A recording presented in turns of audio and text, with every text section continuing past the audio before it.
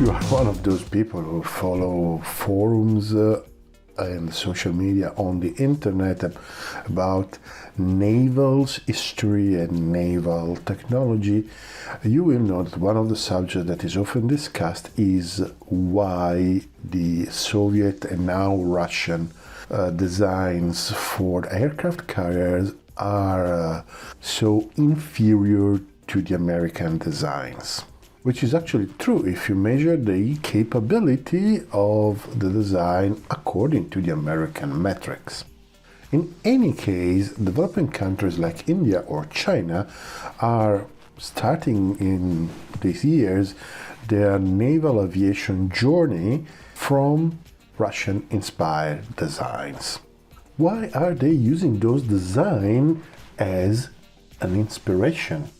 This is the first of a mini-series of 2 videos discussing the evolution of the Soviet naval aviation doctrine and the long shadows that it is still casting on modern navies today.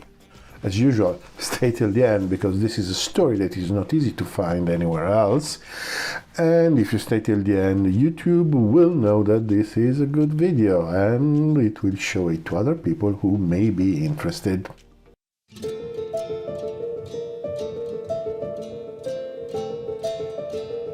At the end of the Second World War, the Minister of the Soviet Navy, the Admiral Nikolai G. Kuznetsov, was well aware of what has happened at sea, even if Soviet operations have been on a very small scale. He was well aware of the preeminence of the aircraft carrier that actually superseded the battleship as the cornerstone of the power at sea. In 1945, while the war was drawing to a close, he proposed a plan for 9 heavy aircraft carriers and 6 light carriers. Stalin and other top echelons of the party were actually not convinced. The shipbuilding industry was recovering from the war, and after all, aircraft carriers didn't seem to be the priority. For a while, Stalin toyed with the idea of building a couple of light aircraft carriers just to acquire some carrier experience, but even that idea was abandoned in the end. Stalin itself defined the Soviet naval strategy by saying, "We are not going to fight at sea by the shores of America." Actually, till Stalin's death, he himself and Kuznetsov periodically revisited the idea, but nothing was ever done. When Khrushchev came to power in 1953, Kuznetsov proposed a carrier building plan as well, but Khrushchev and his defense minister Bulganin were not impressed. Again, they did not believe it was a priority for the Soviet Union. It was becoming increasingly clear that the conflict between the East and the West was going to be mainly a land-based clash. However, this did not mean that there was no naval dimension. Actually, there was a rather important one. A large fraction of the NATO forces and an even larger fraction of the supplies that the NATO required to fight a war was actually stationed in the North American continent. Moving these assets to continental Europe was obviously key to successfully confronting the Soviet and the other Eastern European forces, and obviously this was going to happen by sea. So at the end, the only really relevant mission of the Soviet Navy became disrupting this flow of supplies in the middle of the Atlantic. When Admiral Sergei Gorshkov replaced Kuznetsov in 1956, this mission was made official. Gorshkov declared that with the advent of the anti-ship missile, the American carriers were only large targets. Obviously, this meant it became very difficult for the Soviets to justify any investment in carrier-based aviation.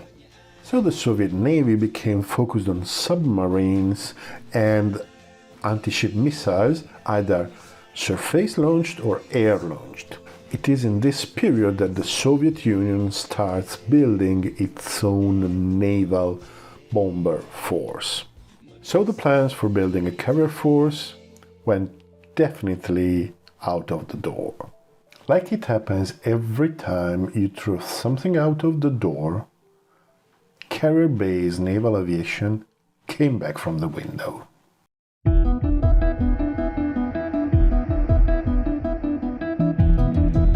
In the 60s, America's SLBM's menace was becoming real. At the time, the nightmare scenario was a launch with a low trajectory from waters not too far from the Soviet Union, and a tactic that would have left very little time for a reaction. On their side, the Soviets started to operate their ICBM from under the polar ice cap. There they were safe from detection, and they would have survived any possible kind of counter-force attack. Since nothing lasts forever, American attack submarines started operating under the polar ice cap to hunt the Soviet ICBMs. So these two new American threats actually prompted for a Soviet reaction. The Soviets had to ramp up their anti-submarine capabilities, and one of the new assets for the mission was the Moskva-class helicopter carriers. The two Moskvas were relatively large helicopter carriers with an air wing composed by 14 Kamov 25 helicopters. The ship itself was heavily armed with anti-submarine weapons. And not that helicopters at sea were anything new, but it was the first time that the Soviets were operating a carrier air wing at sea with the purpose of controlling an area of the sea with airborne assets.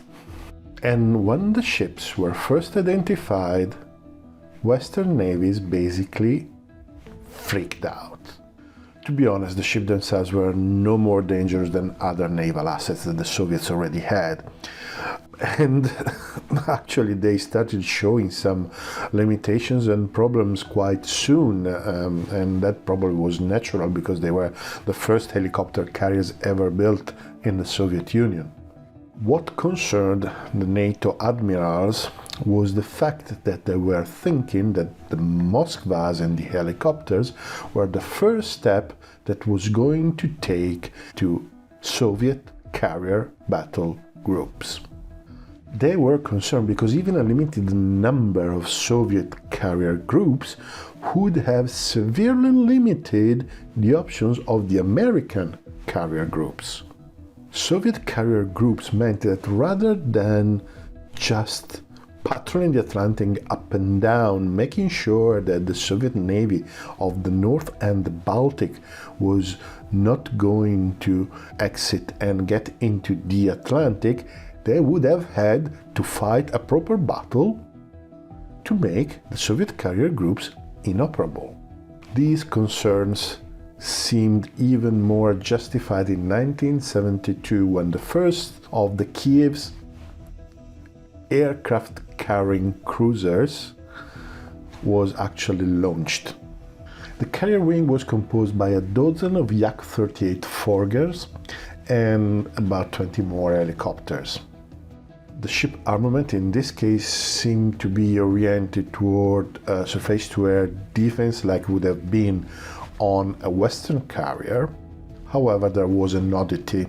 In fact, there was a battery of anti-ship missile, and well, everybody thought that after all the Soviets had their own quirks and twists. The Yak-38 Forger is often considered a mediocre jet, and indeed it was less sophisticated than the Harrier. However, if compared with contemporary versions of the Harrier, it had slightly better performances, and in particular had a much longer range in air-to-air configuration. The icing on the cake for the Western commands was the leaked news that the Soviets were working on a 80,000 tons conventional Katobar project named Orel. The configuration of the ship was never finalized, but he had to be a nuclear power carrier with an air wing of about 70 combat planes, apparently heavily inspired to the American designs. After the end of the Cold War, in fact, it was ascertained that there was at the time a new current within the top ranks of the Soviet Navy that was pushing for the adoption of carrier battle groups similar to the American models. However, this current was once again sidelined by the then Minister of Defense, Dmitry Ustinov, and under his tenure, the Orel project was actually scrapped. Project Orel had been considered too expensive, too complex, and definitely not aligned with the main mission of the Red Fleet. So the next generation of Soviet carriers was an evolutionary project with a Stobar configuration that was going to become the Ulyanovsk class. In the meanwhile, the NATO admirals were following these developments with increasing concerns. The Soviet capabilities kept improving, and in their mind it was clear that sooner or later they would have to confront with Soviet carrier battle groups that would only have compounded with the assets that the Soviets already had in place. At least this was the unanimous consensus among the analysts, and like it always happens, they were completely wrong. But this is going to be the story of the next video. In fact, in the next video we are going to answer the question where we started from: why the Soviet and now Russian designs are so popular with the emerging countries. So if you found this video interesting, I'm sure you will find the videos that are going to appear beside me even more interesting. In the meanwhile, please like, dislike, subscribe to the channel and hit the bell so you won't miss any other video. And if you could consider supporting the channel on Patreon or Subscribestar, you will have my gratitude forever. In the meanwhile, thank you very much for watching, and see you the next time.